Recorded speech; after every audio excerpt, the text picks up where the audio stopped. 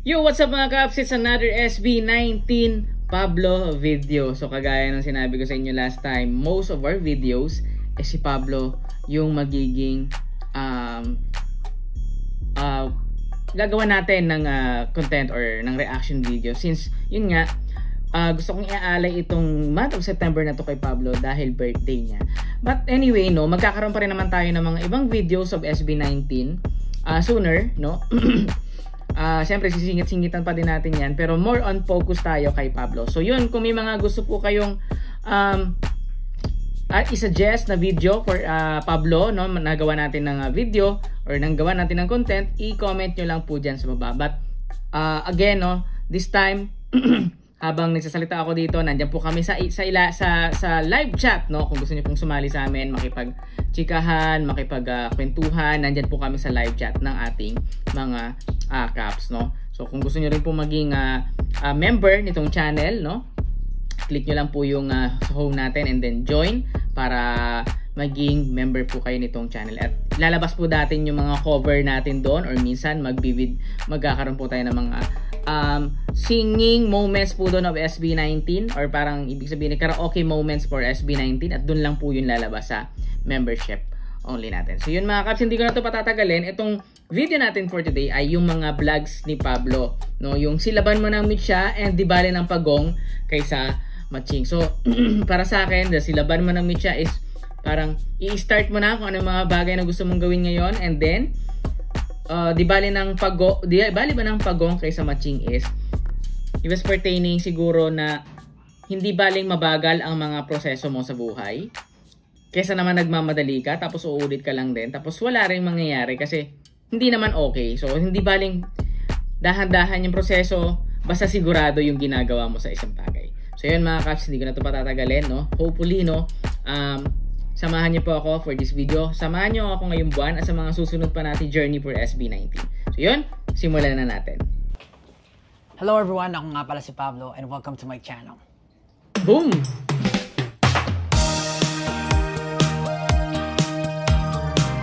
Biyahe si Olbap.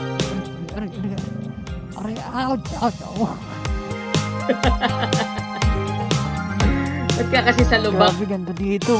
Dumaan, Olbap talaga.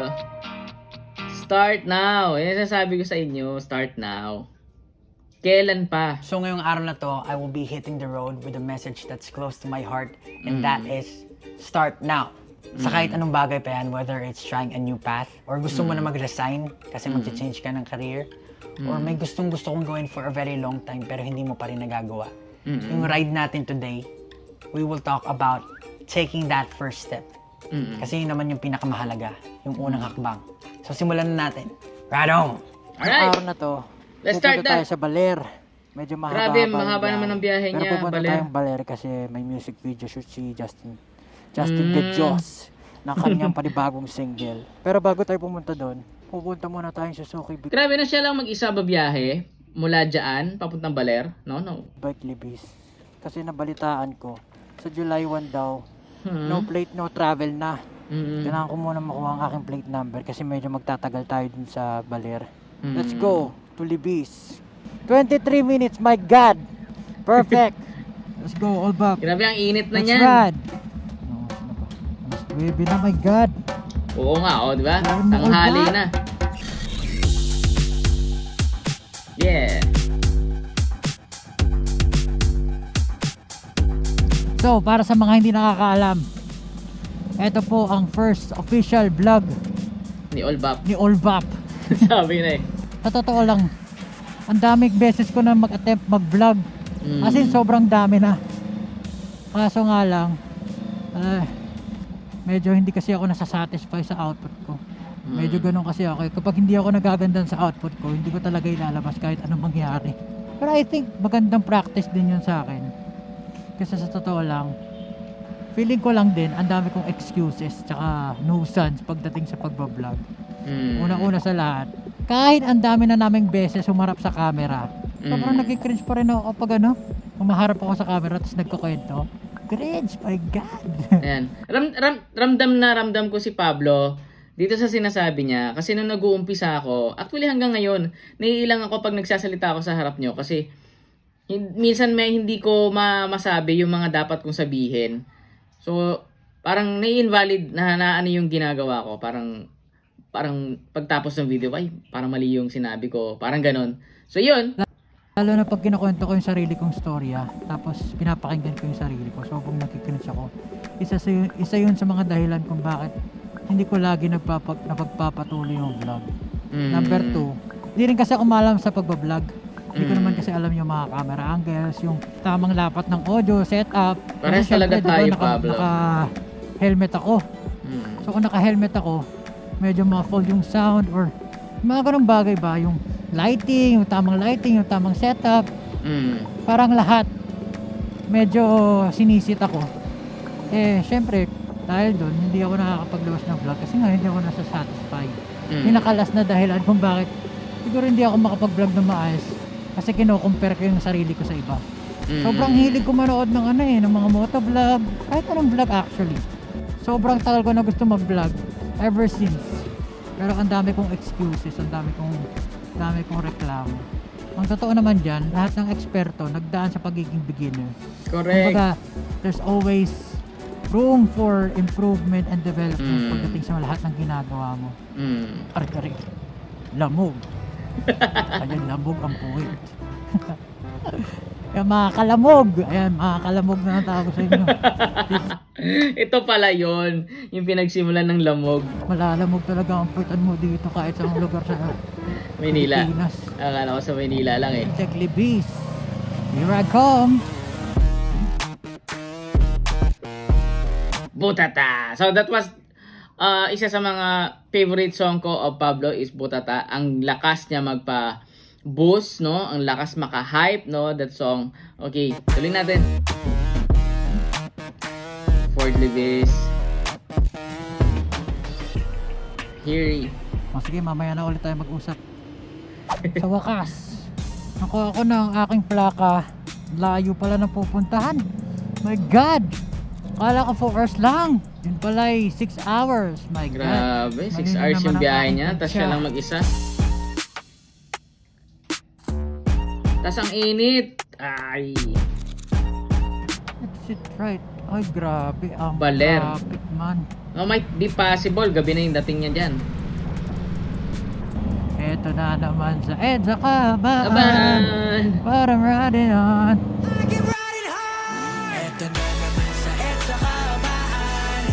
Napaka-meaningful nung kanta na yan. Pakinggan niyo yan, guys. Sabi ko sa inyo, sobrang ganda nung kanta na yan. Kasi may mga relatable sentences siya doon na yun nga, parang na-stuck na yung oras mo dun sa EDSA na yun, na, parang para sa akin na instant na napakikinabangan sa ibang bagay. Pero dahil na-stuck ka na doon, wala na nangyari.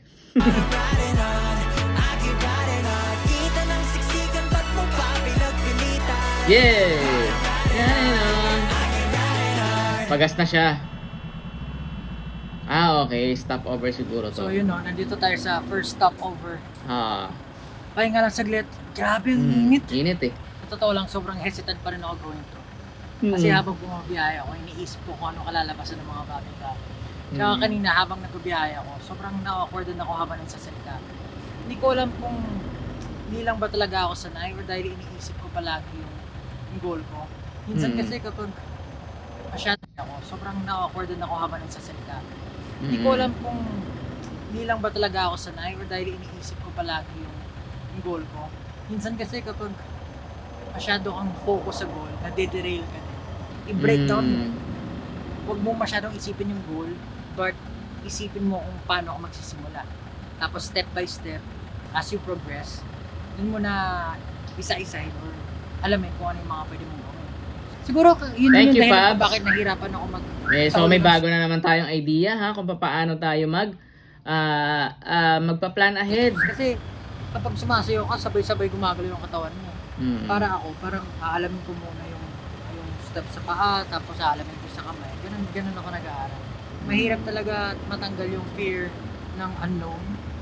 Tsaka yung pag napaparalyze ka sa over-analysis na pwede mangyari. Pag-overthink. Pero yan nga doon mo naman laman kung nakaka-experience din kayo ng paralysis pagdating sa gusto niyo gawin sa mga bagay-bagay. Mm. Huwag niyo na masyadong isip. Just go for it para wala kayong pagsisiyan. And figure out things as you go along the way. So, ito yung kwento ko nung nagtatrabaho pa ako sa CBR as a data analyst. Data analyst na bro. Tumagal din ako doon ng mahigit isang taon. Tapos everyday, since routine yung ginagawa ko, parang analyzing data, about ulit, may bibigay data sa akin, tapos i-check ko siya isa-isa. Parang naging sobrang paulit-ulit lang siya. Tapos, napatanong ko sa sarili ko, ito ba talaga yung gusto kong gawin? Parang ito ba talaga yung pinapangarap ko? Kasi alam ko sa sarili ko na hindi ito talaga yung gusto ko. Life is really hard here in the Philippines. For everyone naman, sobrang hirap ng buhay. Parang ang hirap habulin yung pangarap mo versus pagiging practical. And alam ko naman na yung pangarap ko na mag-perform sa stage, sobrang suntok sa buwan siya eh. Pero kasi ang mangyayari kapag hindi mo ginawa yung gusto mo, hindi mo sinubukan abutin yung mga pinapangarap mo, parang i-hunt ka nun for the rest of your life. Ang tawag ko nga dun parang unfinished business. Doon ka magkakaroon ng realization na hindi ka masaya sa life mo. Dumating na sa point na parang araw-araw ako papasok, tapos dumating sa point na parang meron ng rage inside me. Na parang nagsusumigaw na yung puso mo na gusto mo nang umalis doon kasi yun nga sabi ni Pablo, hindi yun talagang gusto mong bagay na gawin para sa sarili mo. Kasi pag umalis ka doon, alam mo may pag-excel ka pa, alam mo may mangyayari pa sa buhay mo, hindi ka pwedeng ma-stuck sa ganitong klase ng setup ng work, sa ganitong klase ng setup ng buhay, na daily. Yun at yun lang din yung nangyayari sa'yo. Okay? Gusto ko yung monitor, gusto ko i-hampas yung keyboard. Kasi hindi yun yung gusto kong gawin. Hindi yun yung tinatanong ko sa sarili ko, bakit ba ako nandito? Hindi naman ito yung gusto kong gawin. So, for a time, pinagsabay ko talaga yun. So, nag-audition ako sa Showbiz, sa Korean company. Natanggap naman ako. So, pumapasok ako ng madaling araw para lang makapag-out ako ng mga 1 p.m. 1:30. Tapos, pumunta na ako sa training. Kasi malapit lang yung training namin sa Makati. Everyday, ganun yung ginagawa ko. Papasok ako ng madaling araw, tapos yung trabaho ko. Sobrang nakaka-train siya. Para na akong zombie. Kasi parang hindi ko maramdaman yung dibo ko, parang ang tamlay-tamlay ko. Pagdating sa training, do ginagawa ko ng best ko, pero parang hirap na hirap ako mag-sound. Ramdam kita, Babs. Parang nagpaalam talaga ako sa parents ko. Pwede ba akong pwede ko bang subukan ko? Pwede ko bang bigay yung all ko, bigay yung lahat ko. Kasi kung hindi ko siya subukan, i-neglect ko siya for the rest of my life. Habang buhay. Ayun, nag-resign ako. Talagang sinubukan ko siya. For 3 years, more than 3 years, nag-training kami. Walang nangyayari, as in wala talaga nangyayari.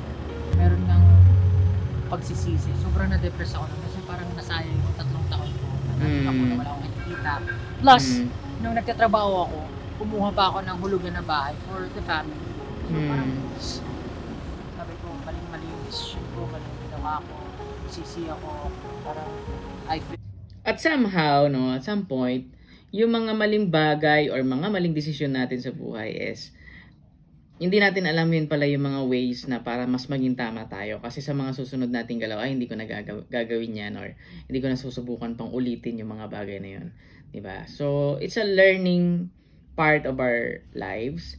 It's an error na pwede naman nating itama. So, I remember like a line from Looney's rap song na kaya may pambura ang lapis, no? So that's why, no, pwede nating ulitin yung mga bagay-bagay. Somehow, no, kapag ang panulat natin ballpen na, no, hindi na yan pwedeng masira pa ulit. So siguro din papasok yung pag ballpen na yung gamit natin kasi 'di ba?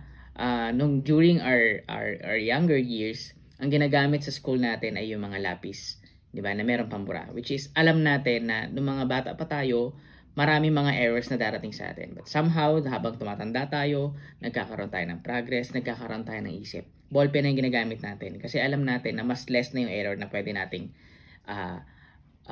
na magawa. So, mas less na yung error na pwede natin ma-execute. That's why, siguro.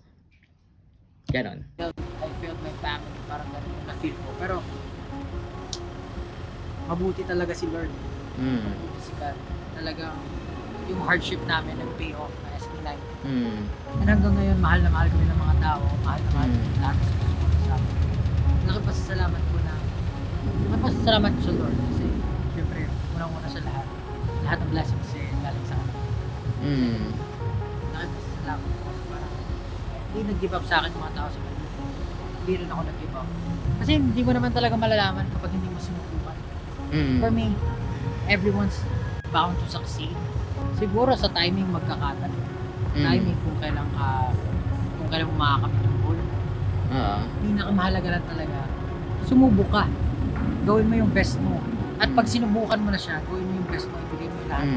Nang sa ganun, wala kang regrets, wala kang pagsisisihan, wala kang unfinished business. Okay, larga na siya ulit.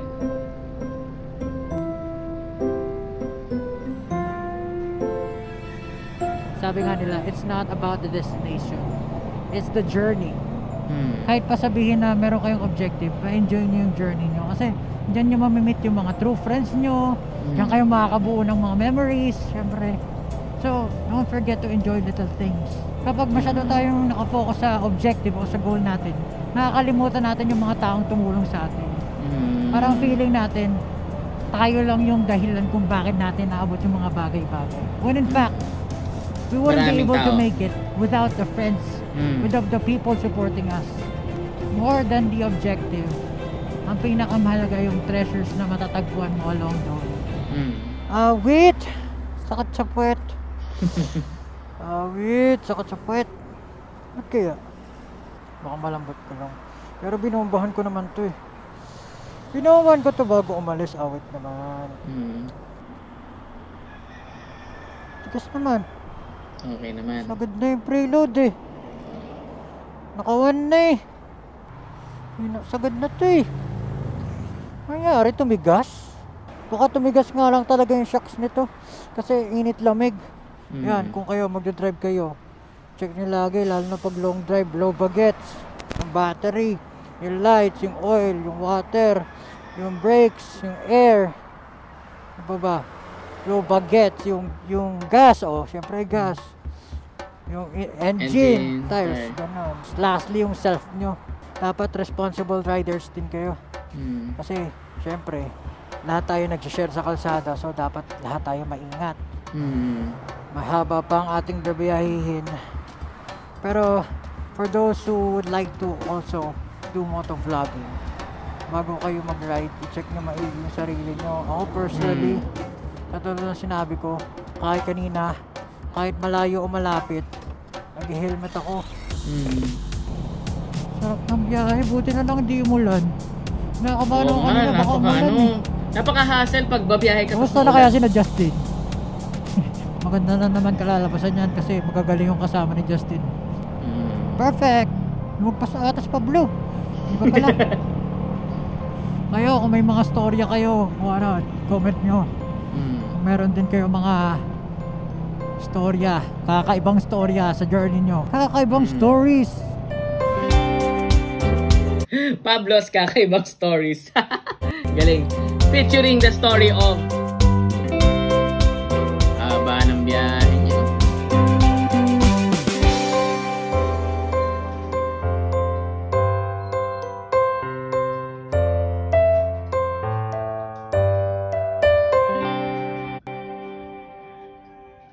Okay, stop over na ulit si Pablo. Dito na tayo sa Aurora. My God. Ito hapon na. Sabi ni Waze, ano na lang, 40 minutes na lang ibibiyahe ko. Konti na lang. Muna tayo saglit. Speaking of, if meron man kayong gusto gawin sa buhay, at napag-decidean nyo na nagawin yun, make sure lang na ready kayo. Ready yung mind nyo. Kasi hindi naman magiging madali yung journey eh. Pangit naman kung hihinto kayo sa kalagitnaan. Hindi nyo malalaman kung ano mangyayari kung hindi nyo pinagpatuloy. So make sure lang na pag bumiyahe kayo, kapag sinubukan nyo na or nakapag-decide kayo na gawin yung isang bagay, Make sure na tatapusin nyo siya hanggang sa dulo. Yun lang, man. Grabe, ganda dito. Laki ng lupain. Sarap mag-backflip.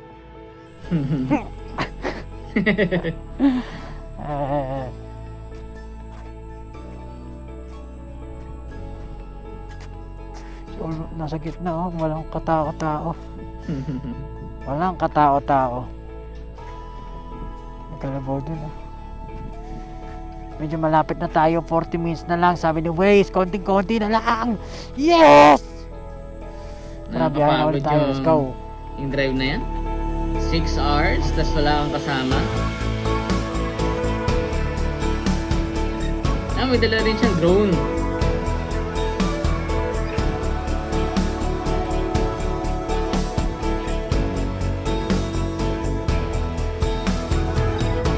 Nice! Makita din siya dito ng scene. Alright, siguro nandito na siya sa destination niya kay Ja.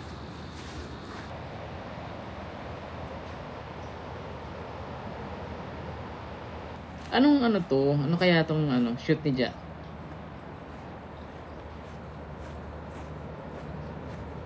So ayun mga kalamog, maraming salamat ulit sa pagsama sa ride. Kalamog. Medyo mahaba-haba yung ride. Pero ayun, if sinimulan nyo na rin yung start now journey nyo, tapos feeling nyo parang hindi para sa inyo yun, it's never too late to try something new.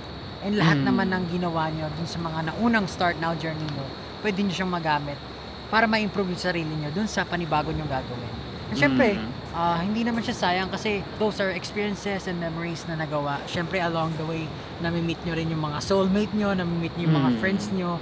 So, hindi siya sayang. Talagang, it's a learning. It's something na mat-treasure nyo. So, ayun, if may gusto man kayong gawin in the future, may mga gusto kayong subukan, the best time to do it is now. Start now. Maraming salamat ulit sa susunod na ride. This is All Pop. Ride hard, ride safe. Okay. Ito na siya. Ayun na. Kasama niya na si Ja.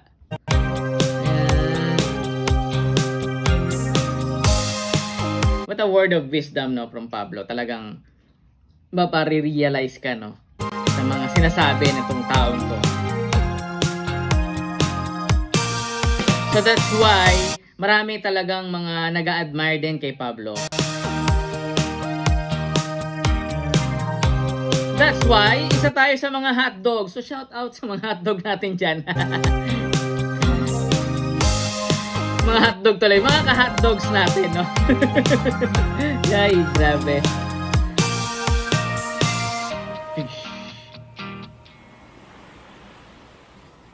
Alright, so that was the first video natin ngayon, no, sa vlog ni Pablo, and we will proceed doon sa second video niya.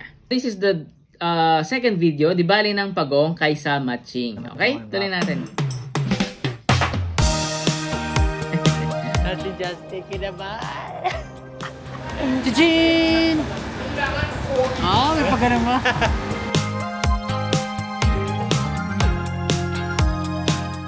Again. Episode 2, Mastering the Basics. Alright. Ngayong araw na to, pupunta kami ng Taiwan kasi meron kaming guesting na gagawin doon kasama yung isang P-pop group and also to do some contents. Ngayon, parang gusto ko lang i-vlog or ikwento lahat-lahat na mangyayari kasi I feel like this is a very important topic for everyone. Ang pag-uusapan natin sa vlog na to, yung pag-master sa basics na napaka-importante na madalas nakakalimutan or parang nane-neglect ng mga tao. In life kasi, I believe, hindi naman palaging talento. Kung sino lang yung may talento, yun lang yung nagsasucceed. Merong mga bagay na napaka-importante na nakakalimutan ng mga tao na hindi kailangan ng talento. Things that don't require talent para mag-succeed ka in life. For this vlog, kakwento ko siya along the way, yung mga experiences ko pagdating sa ganyang bagay-bagay kasi dyan din ako nagsimula. Papakilala ko kayong lahat sa aking mga pusa. Number 1 pusa. Tchan-tchanan! That's Nala. Say hello, Nala! Ito na, Nala. OG. Punky! Funky. Oop, yun. And si Smokey. Maling!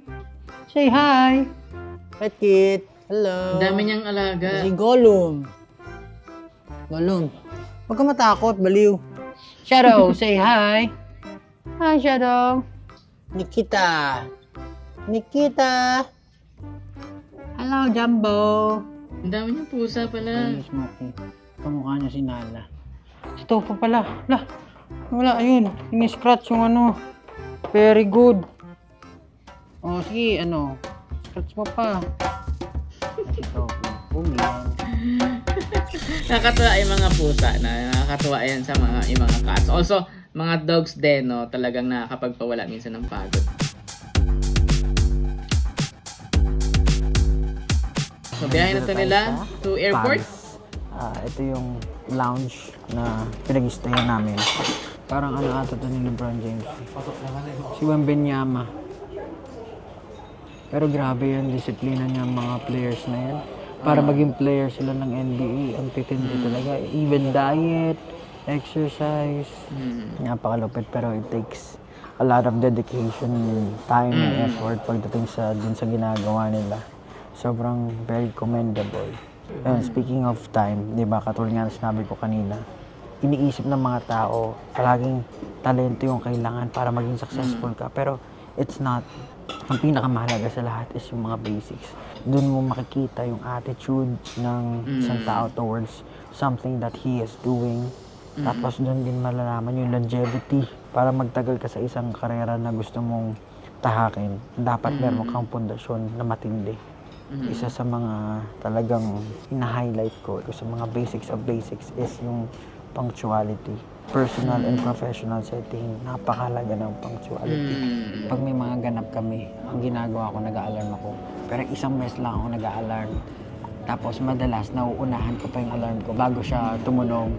Pero yung ibang tao, mag-a-alarm yan, parang 10:05, 10:10, plus 10:15. So parang it creates habit na okay lang na hindi bumangon sa unang alarm. Pero bukod pa doon, isa sa mga bagay talaga is kapag on time ka, it shows respect din sa mga tao na makakasama. Isa sa mga tumatak sa akin, sinabi ni Kevin Durant na hard work beats talent if talent doesn't work hard. Totoo naman. Bye-bye, Philippines! Kaya na ulit tayo mag-usap ha.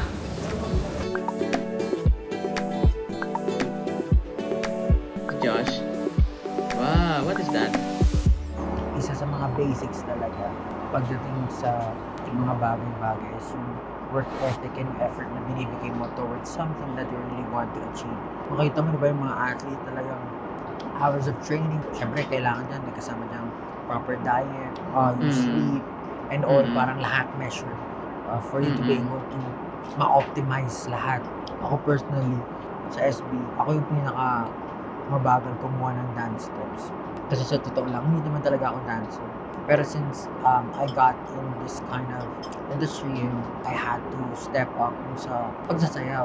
Though mabagal ako, I make sure na kahit tapos na yung practice, talagang i-run down ko ulit yung steps para matandaan ko siya, para ma-execute ko siya na maayos. Nag-extra effort talaga ako para makuha ko yung tama yung sayaw. Even sa pagtuturo mas nakakagana turuan yung mga tao na nag-e-effort kahit hindi magaling. Talagang makikita mo willing sila na pagtrabahuhan kung saan sila naglalak. Through your effort and your consistency dun sa ginagawa mo, mas maraming nag-o-open na doors. Ang gusto ko lang sabihin, kung sa tingin nyo lacking yung skill kayo, that's not an excuse for you to give up on your dream. For you to stop trying. Yung mga bagay-bagay naman natututunan. Kapag dedicated ka sa isang bagay, talaga magagawa mo yun. If ayaw, may dahilan. If gusto, may paraan. So, nag-dive yung airplane kasi nga, I don't know, siguro may turbulence or may bagyo kasi dito sa Taiwan. Nag-dive siya ng medyo malalim. Tapos nagising lahat ng tao na si Justin kinabahan. Dasal si Lahat Pablo naman kakabahan no? Mag-work ka lang tapos katapusan mo na pala. My goodness. But we're still blessed. Sino namang di kakabahan, di ba? Kung mangyayari na sa'yo yung mga ganun, talagang matakot ka talaga. Yung mga kalsada na dito, solid. Ayun nga, no? Nice! Oh, may court. So, may nakita na namang court si Pablo, no? Hindi natin alam kung ano iniisip. Wait, medyo lumalakas na yung ulan. Sabi, signal number 5 daw yung bagyo din. Pero parang Grabe na. hindi ko maramdaman. Pero katulad nga na sinabi ko kahapon, mas malaki talaga yung tulong ng pag-masters ng basics. And pangatlo sa sinabi ko, yung body language, tapos yung energy na binibigay nyo. Sa totoo lang, sobrang natutuwa ako dito sa Taiwan kasi sobrang babait ng mga tao. So kahapon, nagpunta kami ni Joshua sa company, sa Shure. Naghahanap kasi kami ng microphone, ng Shure equipment. Hindi namin makita yung building. Nagtanong kami. Talagang sila pa yung sinamahan pa kami. Tinuro kung saan talaga hinanap yung building na hinanap namin. Sobrang accommodating nila. Tapos iniwan niya yung store niya. Ang weird nga eh. Parang inisip ko, ako yun parang pwede ba iwan basta-basta yung store? Wala bang papasok doon. Pero lumabas siya ng store. Sinamahan kami.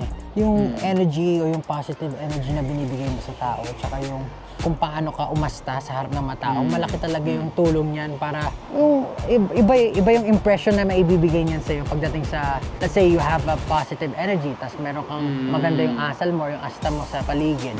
Iba yung perception or iba yung ibibigay na perception sa'yo ng mga tao. And talagang mabubus yung pag-build mo na relationship sa kanila, yung pag-i-interact mo sa kanila.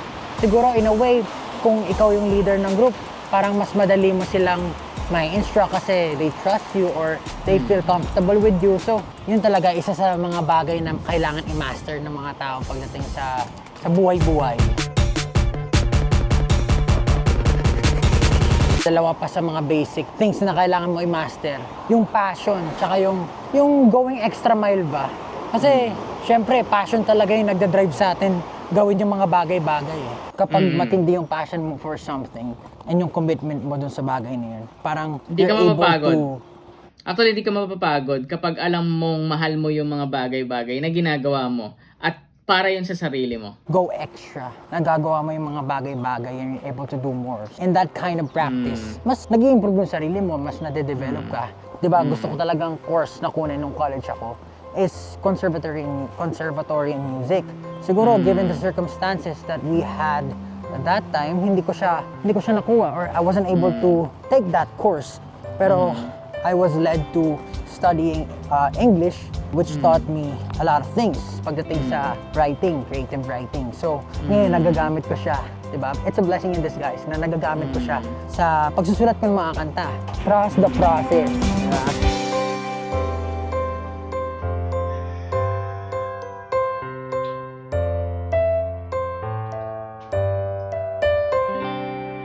Naiwan si Whitey.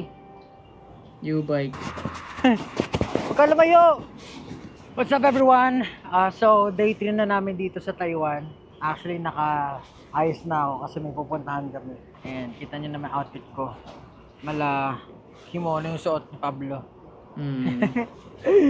Mag-aalas 12 na. Kailangan na daw kami mag-meet up sa lobby ng 12 PM para dun sa ganap na pupuntahan namin. Let's go! Nakasama niya si Josue. Ngayon, nandito ako sa veranda ba to? Katabi to ng parang restaurant nila. Papunta na kami maya-maya lang dun sa ganap namin para sa Acer. So far, so good. Ang ganda ng trip namin dito. Tara na daw. Tinatawag na kami.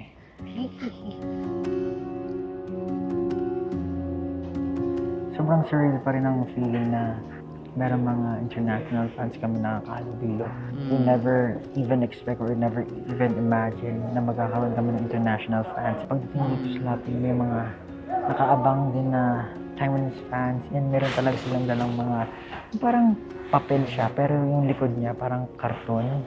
So parang its purpose is to get some signatures talaga. Tapos papel mo sila, sabihin yung pangalan, tapos papalagay yung date, tapos papapicture sila. Isa sa mga napaka-importante na kailangan mo tandaan pagdating sa basics is yung pagiging prepared. Pagiging prepared and pagiging listener, kumbaga. Yung pwede kang ma-coach. Nabanggit ko kasi yung double skills. Yan yung mga bata. Sila yung mga tipo na parang ang sarap turuan kasi parang makikinig lang sila sa'yo. Parang wala pa silang masyadong style. And mahalaga rin kasi ito eh. As we grow as a person and as an individual, sobrang halaga yung yung pagiging prepared mo sa lahat ng bagay and pagiging coachable mo sa lahat ng bagay. Minsan kasi we feel like parang alam na natin yung matter or yung pinag-uusapan and we don't pay much attention to it. Hindi natin alam, meron pa yung mga bagay talaga na pwede mo matutunan from someone kahit na feeling mo, alam mo na yung bagay na yun. Wala namang mawawala kung makikinig ka lang, papakinggan mo na yung kwento. Ayun lang, yung pagiging prepared. Kasi marami akong orasyon pagdating sa before kami make-upan. So, mag-aahit pa ako, syempre maliligo pa ako. Usually, ang ginagawa ko, na pag may mga maaga kaming schedule, or let's say 5 a.m. yung full time, maliligo na ako before ako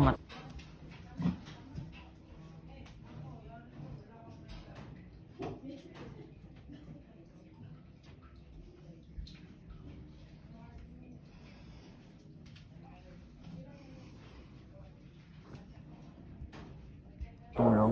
Para pagising ko, mag-aahit na lang ako. Tapos, diretso na sundo. 5 minutes before, alam ko ready na ako, nakababa na ako. Para pagdating na ba, sasakay na lang ako. Ayoko nang hinihintay ako. Ako yung nagkakos ng commotion. Delay.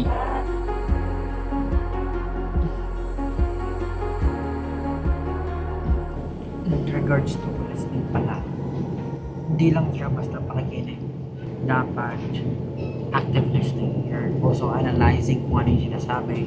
Mahilig kang magtanong, bakit ganito, bakit ganyan? Kasi hindi pwede yung basta-basta makikinig ka lang tapos kung ano yung sinabi, yun yung gagawin mo. Parang kailangan mo rin mag-research, kailangan mo rin i-double check kung information na nare-receive mo ay tama. Tama. If it's something na aligns sa principles. There's some people kasi they don't like being challenged. They don't like their thoughts or their arguments or their ideas being challenged. But, I mean, I don't know, pero ako personally, kailangan siya gawin eh. Hindi pwede kung ano yung naisip mo, yun lang yung gagawin. Tapos kapag may sinasabi na tama naman, hindi ka makikinig kasi hindi yun yung idea mo, hindi yun yung gusto mong mangyari. That's not it. It's always good to challenge thoughts and ideas because it's also a good practice to tease your brain, to train your brain to think critically. And if you have thoughts, make sure to always express it. Kung may thoughts ka, tapos may nararamdaman ka to sa certain bagay-bagay, tapos hindi mo nasabihin, that's not good, man. Tapos i-dismiss sa mga tao. Tapos yung mga tao naman, may inisip din. Kakwento mo sa iba with bad intentions, with negative emotions. Naku po. You're spreading hate. You're just spreading hate, brother. That's not good. People are lazy. Usually they don't fact check. They just like spreading hate through rumors without verifying if the information that they're getting is right or wrong. Lazy. Ang ganda nito ang sinasabi niya. Parang he was lecturing yung mga bashers na bago kayo magpuna, bago kayo mag-bash, kailangan i-check nyo muna, mag-fact check muna kayo, no? It's relative itong sinasabi ko dito sa sinasabi ni Pablo, no? Parang ganun. Okay, the butata again. Sabi na eh. Boom! Ang ganda talaga ng kanta na yan. Hindi ko lang talaga masayaw. Buti pa si Pablo. Sana all, Pablo. Alright.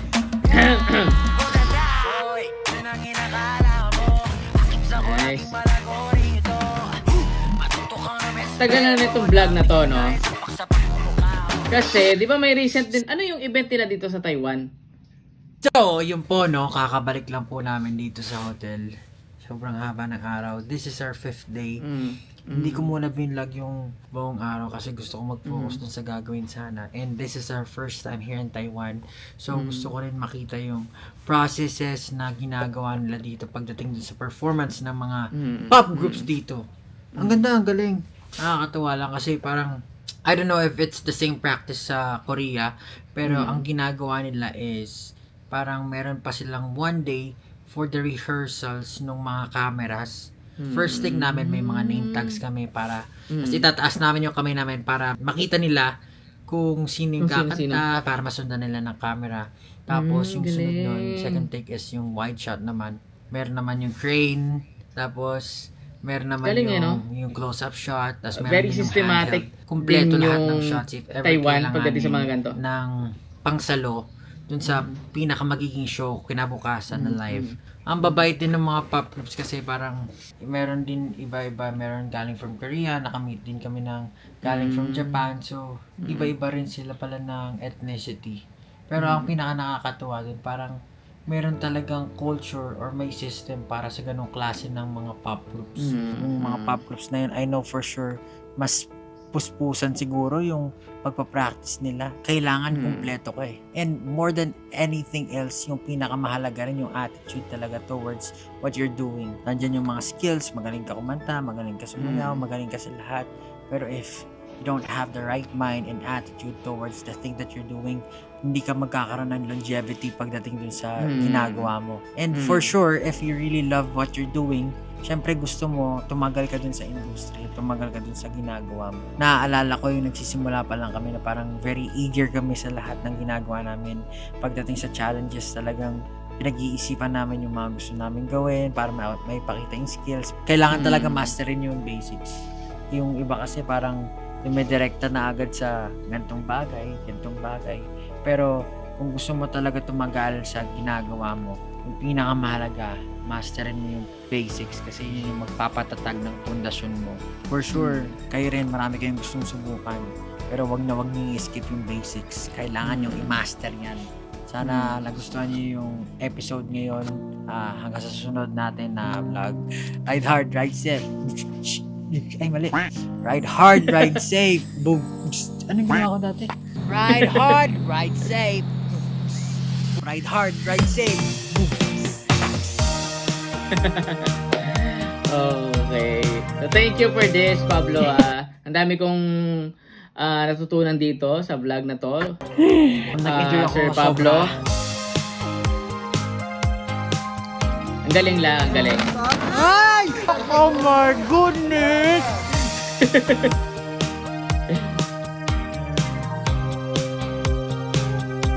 Thank you so much. Pab Josh. Dragon fruit, Seshe. pineapple, mixed juice, I don't know.